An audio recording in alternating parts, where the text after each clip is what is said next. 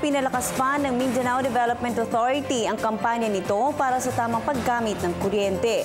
Ito ay sa gitna ng patuloy na nararanasang kakulangan sa supply ng kuryente ng rehiyon. Yan ang tinutukan ng aming kasama ang Sepengalinyo ng Radyo ng Bayan Davao. Isagawa sa 5 lungsod ng Mindanao ang Information Education Campaign on Energy sa susunod na buwan ng Mindanao Development o MINDA, katuwang ang Department of Energy o DOE, Energy Regulation Commission o ERC at Mindanao Rural Electric Cooperative Incorporated o AMRECO.